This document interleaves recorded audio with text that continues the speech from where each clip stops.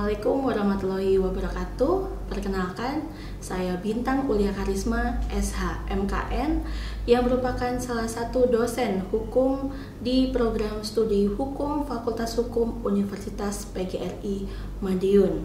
Saya bergabung dengan Fakultas Hukum Unipma sejak tahun 2019. Saat ini, saya juga menjabat sebagai Sekretaris Program Studi dengan masa jabatan 2022 sampai dengan 2026. Sekaligus memiliki tugas tambahan sebagai pengelola Dewan Redaksi Jurnal Pengabdian Masyarakat, Buletin Pemberdayaan dan Pengembangan Masyarakat, dan juga Proceeding Kolas atau Conference on Law and Social Studies. Adapun konsentrasi saya di saat ini di bidang hukum keluarga. Pada kesempatan ini saya akan menjelaskan salah satu mata kuliah yang saya ampu, yaitu Hukum Keluarga dan Waris, yang berbobot 2 SKS dan diajarkan kepada mahasiswa di semester 4. Sebelum saya jelaskan lebih jauh mengenai materi perkuliahan dalam Hukum Keluarga dan Waris, saya akan menjelaskan terlebih dahulu terkait deskripsi mata kuliah, capaian pembelajaran, CPMK, dan juga bobot penilaian serta tugas kuliah atau berdasarkan rancangan pembelajaran semester atau RPS.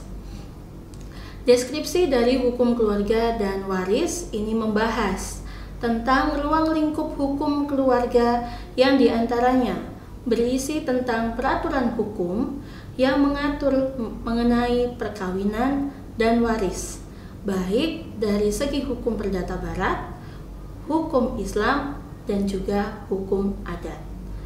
Ruang lingkup hukum keluarga ini dimulai dari perkawinan, yaitu mengenai perkawinan, pengertiannya, syarat sahnya, status anak, dan akibat dari putusnya perkawinan. Selain itu juga membahas mengenai waris, mulai dari pengertian, dasar hukum waris, asas, penggolongan, sampai dengan peran atau wewenang dari pengadilan agama. Capaian pembelajaran pada mata kuliah ini, yang pertama, untuk menguasai dasar-dasar keilmuan hukum. Capaian pembelajaran kedua, menguasai konsep teoritis bidang ilmu hukum secara umum. Capaian pembelajaran ketiga, mampu berpikir yuridis untuk menganalisis dan membangun argumentasi atau penalaran hukum dalam rangka menemukan dan menerapkan hukum untuk memecahkan kasus-kasus hukum.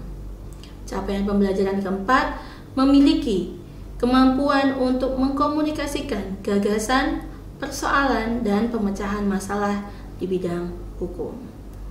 Selanjutnya, untuk capaian pembelajaran mata kuliah, yang pertama, mahasiswa mampu menerapkan hukum dan memanfaatkan ilmu hukum perkawinan dan waris di Indonesia serta bisa menyelesaikan masalah yang berkaitan dengan hukum perkawinan dan waris tersebut serta mampu beradaptasi terhadap situasi yang dihadapi.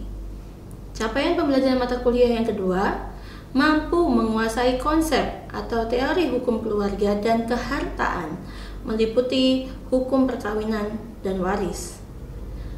Capaian pembelajaran mata kuliah ketiga, mahasiswa mampu menjelaskan konsep-konsep, doktrin, dan teori mendasar dalam hukum perkawinan dan waris di Indonesia dan mampu menerapkannya dalam kasus-kasus yang berkaitan dengan hukum perkawinan dan hukum waris tersebut.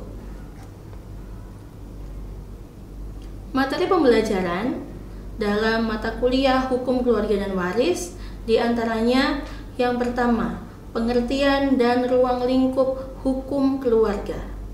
Yang kedua, perkawinan dan status anak. Yang ketiga, putusnya perkawinan dan akibat hukumnya menurut peraturan perundang-undangan di Indonesia. Yang keempat, hukum waris. Yang kelima, menjelaskan hukum waris menurut kompilasi hukum Islam. Yang selanjutnya, penggolongan waris menurut KHI dan menghitung waris Islam. Kemudian menjelaskan hukum waris menurut hukum perdata barat dan juga hukum adat. Selanjutnya, penggolongan waris menurut hukum perdata barat dan juga hukum adat serta perhitungan waris menurut hukum perdata barat dan hukum adat. Kemudian, kewenangan dari pengadilan agama dan yang terakhir, alur berperkara di pengadilan agama. Untuk bobot penilaian di dalam mata kuliah hukum keluarga dan waris, bobot penilaiannya adalah tugas sebesar 10%, UTS 20%, kemudian UAS 30%, dan yang lainnya adalah project based learning atau problem based learning yang mana bobot penilaiannya mencapai 40%. Untuk tugas yang bisa diberikan kepada mahasiswa, tugas diantaranya yaitu untuk yang pertama, tugas untuk meresum baik dari perkuliahan, artikel ilmiah, ataupun kuliah tamu. Kemudian, presentasi sebagai salah satu bentuk dari Project Based Learning atau PJBL. Selanjutnya, mahasiswa juga mencari dan menganalisis kasus terkait hukum keluarga yang merupakan salah satu bentuk dari Problem Based Learning atau PBL. Selain itu, program studi hukum juga telah bekerja sama dengan salah satu instansi yang ada di Kota Madiun, yaitu Pengadilan Agama Kota Madiun, sehingga dalam jangka waktu selama 1 semester, hakim dari Pengadilan Agama juga turut untuk memberikan kontribusi dengan melakukan kuliah tamu terkait hukum keluarga ataupun topik yang berkaitan. Berikut merupakan video pembelajaran mata kuliah hukum keluarga dan waris.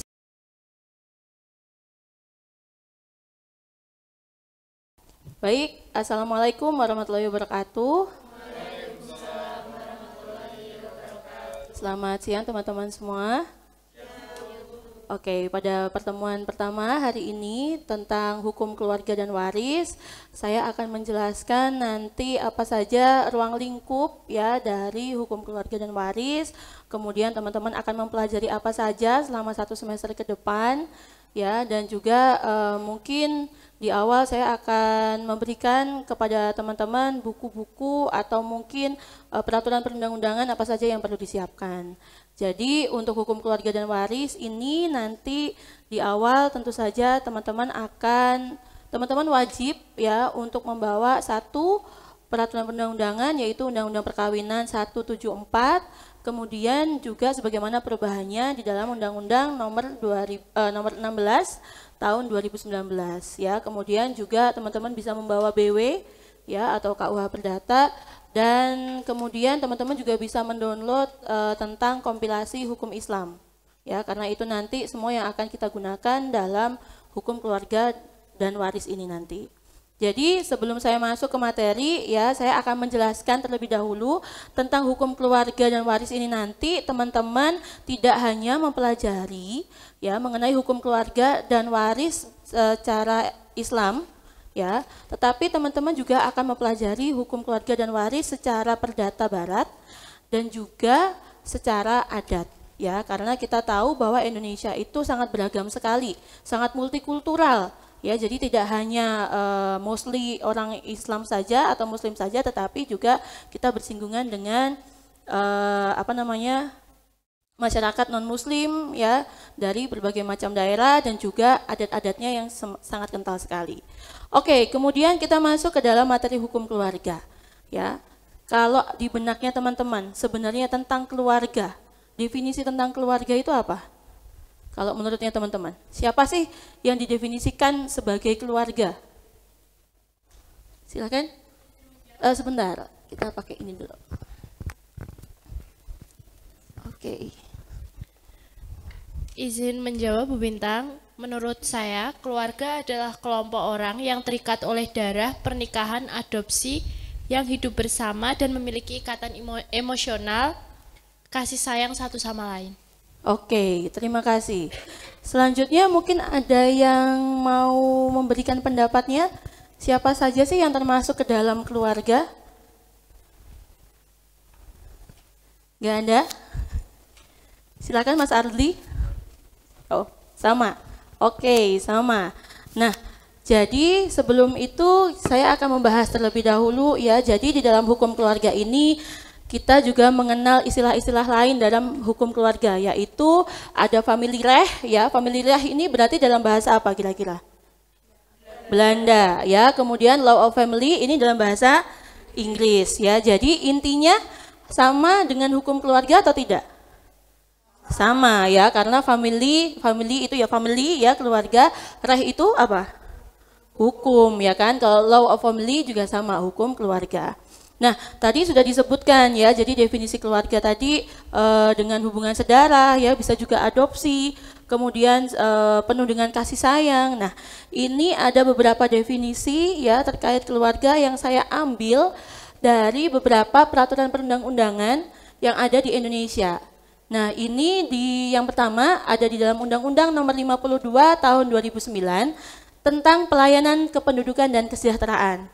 Di sini di dalam pasal 1 angka 6 disebutkan bahwa yang dimaksud dengan keluarga adalah unit terkecil dalam masyarakat ya, yang terdiri dari suami istri, kemudian atau suami ya, bisa suami aja, kemudian istri dan anaknya. Jadi bisa suami istri aja, bisa suami istri anak ya, kemudian ayah dan anaknya saja juga bisa ya, dan atau ibu dan anaknya. Jadi berdua itu juga bisa disebut sebagai keluarga. Nah, kemudian dalam peraturan pemerintah Republik Indonesia nomor 29 tahun 2019 tentang syarat dan tata cara penunjukan wali, ini dalam pasal 1 angka 6 disebutkan. Jadi definisi keluarganya itu hampir sama dengan yang atas. Ya, akan tetapi ada tambahannya. Tadi dikatakan bahwa yang namanya keluarga itu adalah unit terkecil dalam masyarakat yang terdiri atas suami istri anak, ayah dan anak, ibu dan anak, ya kan? Kemudian ditambahkan atau keluarga sedarah dalam garis lurus ke atas atau ke bawah sampai dengan derajat ketiga. Kemudian di dalam Undang-Undang Nomor 13 Tahun 2006 tentang perlindungan saksi dan korban itu disebutkan dalam pasal 1 angka 5 yang disebut dengan keluarga itu adalah orang yang memiliki hubungan darah dalam garis lurus ke atas atau ke bawah dan garis menyamping. Jadi kakek nenek ya, anaknya menyamping itu berarti ke siapa? Saudaranya ya, sampai derajat ketiga atau yang mempunyai hubungan perkawinan ya, atau orang yang menjadi tanggungan saksi dan atau korban, karena ini memang terkait Undang-Undang Perlindungan Saksi dan Korban. Nah, selanjutnya saya juga mengutip ya pengertian hukum keluarga dari seorang ahli, yaitu dari Ali Effendi, yang menyatakan bahwa hukum keluarga itu berarti keseluruhan ketentuan yang mengatur hubungan hukum yang bersangkutan dengan kekeluargaan sedarah. Lalu untuk sumber hukum perdata, tadi sudah saya katakan bahwa teman-teman bisa melihatnya di dalam KUH Perdata. Ya, kemudian ada peraturan perkawinan campuran. Ya, kemudian ada ordonansi perkawinan Indonesia, Kristen, Jawa, Minahasa dan Ambon. Jadi memang ordonansi perkawinan Indonesia ini dia dibuat ya untuk mengatur tentang pencatatan perkawinan bagi orang Kristen. Kemudian ada juga ya sumber hukum selanjutnya ada di Undang-Undang Nomor 32 Tahun 1954 tentang pencatatan nikah, talak, rujuk bagi yang beragama Islam. Kemudian tadi ya Undang-Undang Nomor 174 sebagaimana telah dirubah dengan Undang-Undang Nomor 16 Tahun 2019. Kemudian kita lanjut ada di PP Nomor 9 Tahun 1975 ya, kemudian ada PP 10 Tahun 1983 Dan juga ini yang paling penting ya untuk teman-teman yang beragama Muslim ya, itu ada di Inpres nomor 1 tahun 1991 tentang KHI atau kompilasi hukum Islam. Kemudian untuk ruang lingkup hukum keluarga ya, ini tadi sudah saya sebutkan, ada perkawinan ya, kemudian putusnya perkawinan itu ya bisa karena kematian, bisa karena perceraian, bisa karena putusan pengadilan ya. Kemudian ada harta benda dalam perkawinan atau mungkin teman-teman lebih mengenalnya sebagai gonogini ya, kemudian ada kekuasaan orang tua, pengampuan dan juga perwalian. Nah, selanjutnya untuk asas-asas dalam hukum keluarga ya, jadi ini saya ada 3 asas ya yang saya tuliskan di sini. Jadi ada asas monogami ya, ada asas konsensual dan juga asas proporsional. Kalau asas monogami itu menurut teman-teman itu apa? Lawan katanya monogami itu apa? Gimana Mbak Putri? Harus memiliki satu pasangan. Kalau pengertiannya monogami? Iya. Oke, monogami tadi katanya Mbak Putri harus memiliki satu pasangan. Berarti lawan dari monogami itu apa? Poligami ya, langsung kenceng suaranya. Oke, tetapi di sini saya sebutkan bahwa asas monogami ini dia berlaku tetapi tidak mutlak. Nah, itu teman-teman bisa lihat di dalam pasal 27 KUH Perdata dan pasal 3 Undang-Undang nomor 1 tahun 74. Silahkan mungkin bisa dibuka ya, pasal 3 Undang-Undang nomor 1 tahun 74, mungkin bisa dibacakan sama Mbak Keket. Pasal 3 Undang-Undang nomor 1 tahun 1974, ayat 1, pada asasnya suatu perkawinan seorang pria hanya boleh mempunyai seorang istri. Seorang wanita hanya boleh mempunyai seorang suami. Ayat 2, pengadilan dapat memberikan izin kepada seorang suami untuk beristri lebih dari seorang apabila dikehendaki oleh pihak-pihak yang bersangkutan.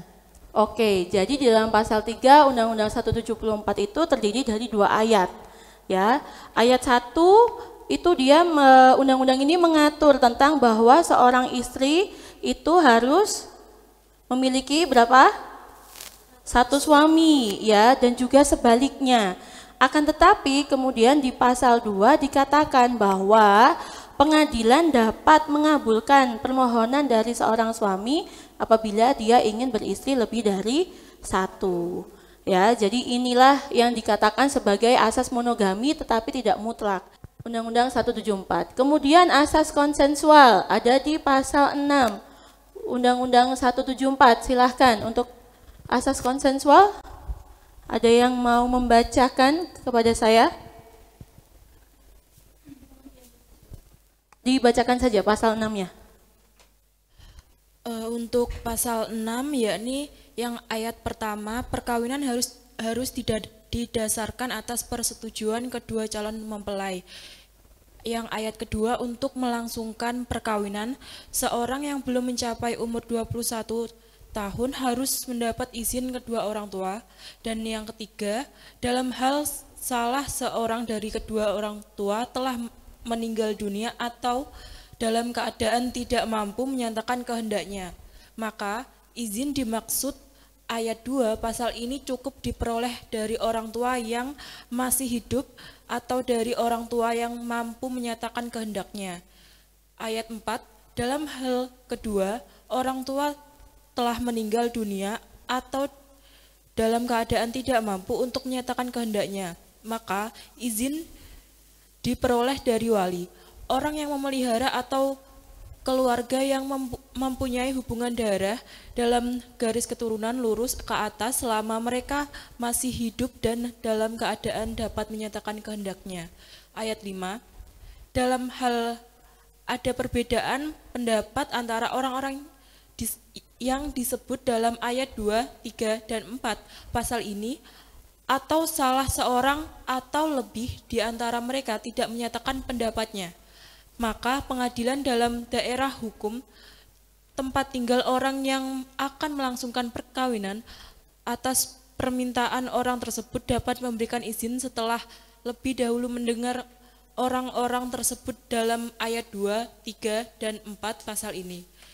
Yang ayat 5, ketentuan tersebut ayat 1 sampai dengan ayat 5 pasal ini berlaku sepanjang hukum masing-masing agamanya dan kepercayaannya. Itu dari yang bersangkutan tidak menentukan lain. Oke, terima kasih untuk Mbak Dela. Jadi kalau bisa teman-teman lihat ya bahwa asas konsensual ini itu ada di pasal 6 ya, khususnya ada di pasal 6 ayat berapa? Ayat 1 ya, bahwa perkawinan itu harus berdasarkan persetujuan dari kedua belah pihak. Ya, jadi dua belah pihak ini harus setuju.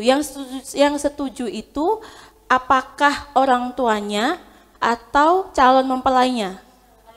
Calon mempelainya. Ya, jadi kedua calon mempelai ini harus setuju. Bukan kemudian kok orang tuanya setuju, anaknya tidak setuju. Ya, karena itu nanti bisa terjadi pembatalan perkawinan. Ya. Kemudian ada asas proporsionalitas pasal 31. Silakan minta tolong dibacakan. Pasal 31.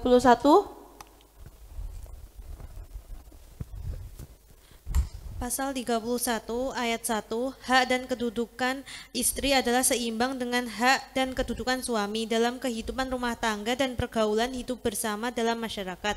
Ayat 2, masing-masing pihak berhak untuk melakukan perbuatan hukum. Ayat 3, suami adalah kepala keluarga dan istri ibu rumah tangga. Oke, nah di dalam asas proporsionalitas ini ya tadi disebutkan bahwa kedudukan antara suami dan istri itu adalah seimbang, setara ya. Jadi si istri itu dia juga bisa melakukan perbuatan hukum. Saya ingatkan sekali lagi, mungkin sudah pernah dalam hukum perdata ya, bahwa sebelum adanya Undang-Undang 174 itu disebutkan bahwa perempuan ini ya dia itu ketika dia sudah menikah, kemudian dia mau melakukan perbuatan hukum, maka dia itu diwakili oleh suaminya. Jadi dia tidak bisa melakukan perbuatan hukum sendiri ya. Akan tetapi setelah adanya Undang-Undang 174 dengan adanya asas proporsionalitas, nah ini maka si istri itu kedudukannya sama, dia bisa melakukan perbuatan hukum setara seperti suami. Ya, tapi bukan berarti kalau misalnya setara itu kemudian si istri itu bisa semena-mena sama suaminya, tidak. Ya, karena bagaimanapun juga di dalam Undang-Undang 174 dan juga mungkin di agama Islam ya menyatakan bahwa kedudukan suami itu memang lebih tinggi daripada kedudukan istri. Nah, kemudian dari tadi ya mengenai asas-asas hukum keluarga, kemudian kita mulai masuk ke dalam perkawinan. Dari pasal 1 jelas ya disebutkan bahwa yang disebutkan sebagai perkawinan itu adalah ikatan lahir batin ya. Jadi lahirnya diikat, batinnya diikat. Ya, jangan yang terjadi sekarang banyak lahirnya terikat, batinnya kemana-mana ya, bahaya. Kemudian antara seorang pria dengan seorang wanita, sekali lagi seorang pria dengan seorang wanita, dengan tujuan untuk membentuk keluarga rumah tangga yang bahagia, kekal dan berdasarkan ketuhanan yang Maha Esa. Nah, perkawinan ini sendiri teman-teman itu juga dilindungi ya, diberikan perlindungannya oleh negara dalam konstitusi Undang-Undang NRI 1945 di dalam pasal 28B ya. Jadi di pasal 28B disebutkan bahwa setiap orang berhak untuk membentuk keluarga dan melanjutkan keturunan melalui perkawinan yang sah. Selanjutnya tujuannya tadi sudah jelas ya, membentuk keluarga yang bahagia dan kekal berdasarkan ketuhanan yang Maha Esa. Kemudian syarat-syarat perkawinan tadi sudah disebutkan ya, salah satunya ada di nomor 1 ada asas konsensualisme ya, bahwa harus ada persetujuan dari kedua belah pihak calon mempelai ya. Kemudian izin dari kedua orang tua apabila belum mencapai umur 21 tahun. Kemudian syarat yang ketiga ya tadi sudah disebutkan oleh Mbak Justin ya, bahwa ada perubahan dari Undang-Undang 174 ke Undang-Undang 16 2019 di mana pria berumur 19 tahun dan wanita berumur 19 tahun. Nah, selanjutnya, ini penting juga ya, bahwa kedua belah pihak dalam keadaan tidak kawin. Kemudian, ini catatan untuk yang wanita, bahwa wanita yang kemudian akan mau ya melangsungkan perkawinan kedua kalinya harus melewati masa tunggu ya. Untuk yang putus perkawinannya karena perceraian, maka masa iddahnya 90 hari atau 3 bulan. Nah, untuk putus karena kematian itu ada 130 hari. Laki-laki ada masa iddahnya? Tidak ada. Jadi laki-laki hari ini keluar putusan, keluar akta cerai ya, sudah ikrar talak di pengadilan, besoknya mau menikah lagi, itu boleh atau tidak? Boleh ya. Inilah. Kemudian untuk syarat eksternalnya, ini ada beberapa, ada pengumuman yang ditandatangani oleh pegawai pencatat yang memuat identitas calon pengantin, hari, tanggal, jam, dan tempat perkawinan yang dilangsungkan. Kemudian untuk larangan perkawinan, teman-teman bisa lihat di dalam pasal 8 sampai dengan pasal 12 ya, Undang-Undang 174. Ini ada banyak ya. Ada berhubungan darah dalam garis keturunan lurus ke atas atau ke bawah, kemudian berhubungan darah dalam garis menyamping ya, semenda, persusuan juga tidak diperbolehkan ya, kemudian berhubungan dengan saudara istri, bibi, kemenakan dan lain sebagainya, kemudian oleh agamanya dilarang kawin ya. Jadi Undang-Undang 174 ini juga mengakomodir ketentuan-ketentuan dari suatu agama tertentu. Ya, kemudian cerai kawin lagi dengan orang yang sama. Nah, ini agak bingung juga ya. Cerai, kawin lagi dengan orang yang sama, cerai lagi, ya, maka dia sudah dilarang untuk kawin lagi ya. Jadi memang perkawinan itu bukan suatu hal yang main-main ya. Oke, kalau begitu ini adalah tugas dari teman-teman ya. Nanti teman-teman bisa mendatangi, mencari data di Dukcapil Kota Madiun atau daerahnya ya berkaitan dengan status perkawinan. Teman-teman bisa meminta ya nanti surat pengantarnya di prodi ya. Kemudian teman-teman bisa melihat grafik ya. Jadi teman-teman minta aja datanya apakah di Kota Madiun atau di daerahnya teman-teman itu dia lebih banyak perkawinan yang tercatat atau yang tidak tercatat.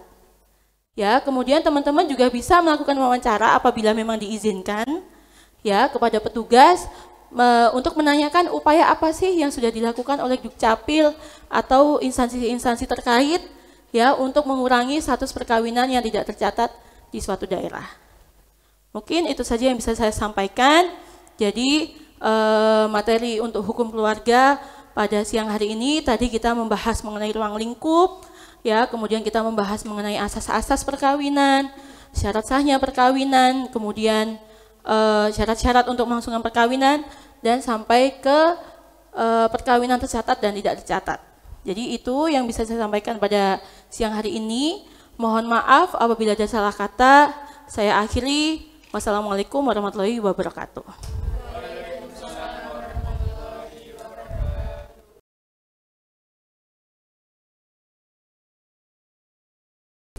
Demikian video pernyataan diri dosen pada Unjuk Tridharma PDD UKT PT di bidang pengajaran yang telah saya sampaikan.